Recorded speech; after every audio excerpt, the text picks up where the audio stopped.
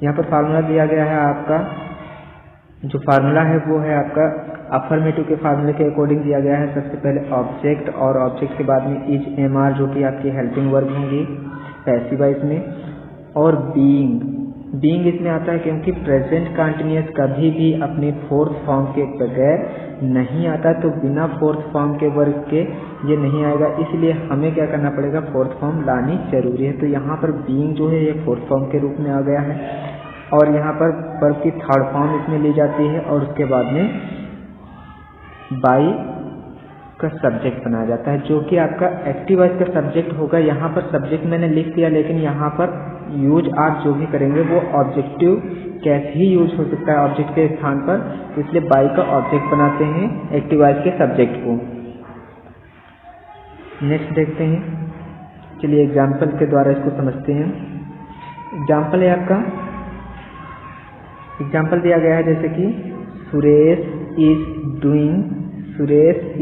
Doing his work. तो Suresh is doing his work, तो इसमें आपका हिज वर्क जो है ये है आपका ऑब्जेक्ट, और इसमें डूइंग जो है ये वर्ब है, और इज हेल्पिंग वर्ब के रूप में आया है, और सब्जेक्ट आपका सुरेश है। और यहाँ पर इसको हम बनाएंगे कैसे, पैसिव वॉइस में कैसे चेंज करेंगे, तो चलिए देखते हैं। पैसिव वॉइस में क्या होगा, पैसिव वॉइस में इसमें हिज वर्क जो कि आपका ऑब्जेक्ट था, तो इसमें पहले लिख दिया गया है पैसिव वॉइस में, फिर बाद में इज आपका आ जाएगा एज अ सब्जेक्ट। सब्जेक्ट अगर सिंगुलर है तो आपकी वर्ब भी जो होगी, आने वाली वर्ब जो होगी वो भी आपकी सिंगुलर ही होगी, ये ध्यान में आपको जरूर रखना पड़ेगा आपको। फिर उसके बाद में according to formula we will use being, और उसके बाद में वर्ब की थर्ड फॉर्म, तो आपकी डूइंग जो मेन वर्ब आई हुई थी यहाँ पर एक्टिव वॉइस में, उसके डन जो है थर्ड फॉर्म का यूज यहाँ पर कर दिया गया है, और सुरेश जो कि आपका सब्जेक्ट था एक्टिव में, उसको यहाँ पर बाई का ऑब्जेक्ट बना दिया गया है।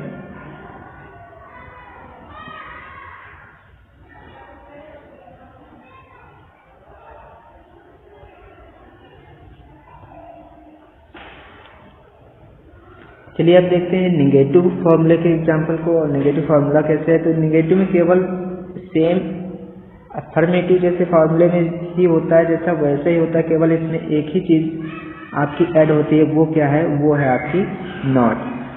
तो इसका एग्जांपल क्या होगा, चलिए देखते हैं, एग्जांपल की सहायता से हम समझ लेते हैं।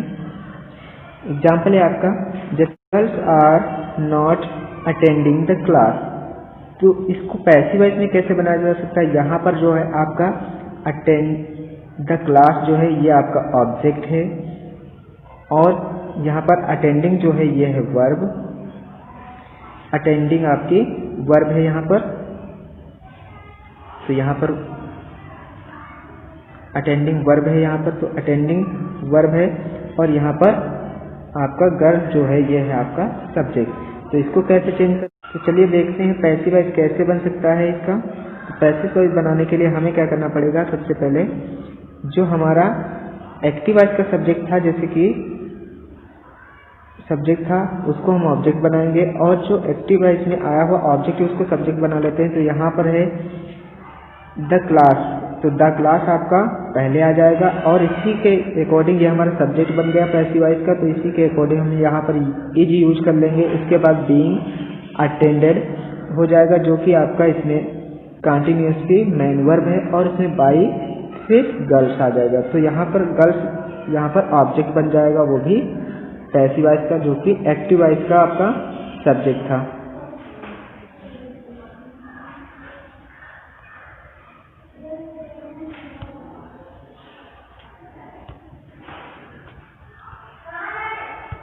इंट्रोगेटिव में आपका क्या होता है, इसमें केवल इज एमआर को पहले रख दिया जाता है, ऑब्जेक्ट उसके बाद में आ जाता है, फिर बीइंग और उसके बाद में वर्ब की थर्ड फॉर्म का यूज किया जाता है, सेम ऐसे ही होता है। और यहाँ पर टाइपिंग में मिस्टेक हो गई, तो यहाँ पर आपका हो जाएगा सब्जेक्ट, ये मेंशन करना, और लास्ट में क्वेश्चन मार्क आपका लगा रहेगा। चलिए एग्जाम्पल की सहायता से इसको समझ लेते हैं। तो एग्जाम्पल है इसका, are you doing your work. तो इसको पैसिव वॉइस कैसे चेंज करते हैं, चलिए देखते हैं, पैसिव वॉइस भी देख लेते हैं। तो इसमें पहले हेल्पिंग वर्ब आई है, तो हेल्पिंग वर्ब जब कभी पहले आती है तो आपको हेल्पिंग वर्ब ही पहले लगानी होती है, ये ध्यान में आपको जरूर रखना पड़ेगा, अदरवाइज आपका सेंटेंस रॉन्ग हो जाएगा। क्योंकि इंट्रागेटिव को इंट्रागेटिव के फॉर्मूले में ही पैसिव वॉइस में बदला जा सकता है। तो यहाँ पर आपका जो आपका ऑब्जेक्ट था एक्टिव वॉइस का, उसको हम यहाँ पर सब्जेक्ट बना लिए हैं। तो यहाँ पर आपका इज हो जाएगा, सब्जेक्ट के अकॉर्डिंग पहले इज यूज कर लेंगे, फिर बाद में यहाँ पर आपका जो यहाँ पर आपका पैसिव वॉइस हो जाएगा is your work being done by you, ये आपका पैसिव वॉइस कंप्लीट हो जाएगा। तो यहाँ पर डूइंग की डन लिख दी गई है क्योंकि यहाँ पर वर्ब की तीसरी अवस्था का प्रयोग किया जाता है, इसलिए आपका इस प्रकार से आपके पैसिव वॉइस कंप्लीट हो जाएंगे। चलिए देखते हैं, कुछ एग्जाम्पल और देख लेते हैं। एक्टिव वॉइस में दिया गया है आपका are they not helping me, तो इसका पैसिव वॉइस क्या होगा?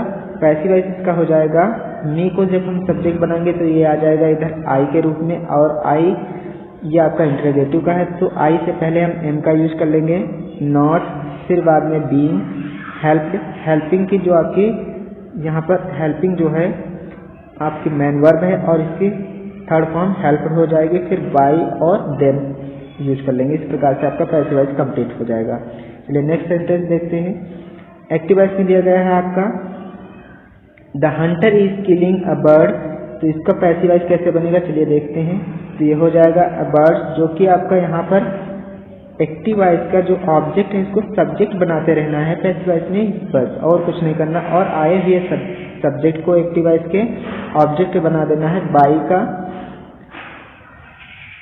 तो यहाँ पर हो जाएगा आपका a bird is being killed by the hunter, तो सिंपली आपको बना देना है। चलिए देखते हैं, अगला एग्जांपल देखते हैं। He is not teaching us English, इसका पैसिव वॉइस कैसे बनेगा? इसका भी पैसिव वॉइस बहुत ईजी है, देखते हैं कैसे। We are not taught English by him, तो यहाँ पर इसको और करके भी दूसरी तरीके से बना सकते हैं। इंग्लिश को पहले लिख सकते हैं आप, इंग्लिश को पहले लिख सकते हैं, यहाँ पर वी की जगह पर इंग्लिश से बना सकते हैं, तो और करके भी कई तरह से इसको बनाया जा सकता है। तो यहाँ पर मैंने एक ही तरह से बनाया है, चलिए देखते हैं। We are not taught English by him, तो ही जो आपका सब्जेक्ट था एक्टिव वॉइस का, उसको मैंने यहाँ पर पैसिव वॉइस में ऑब्जेक्ट बना लिया है, और आपका इंग्लिश जो है इधर कर दिया है, आपका बाई से पहले कर दिया, या फिर आप यूज करना चाहते हैं तो टॉट बाई हिम और फिर बाद में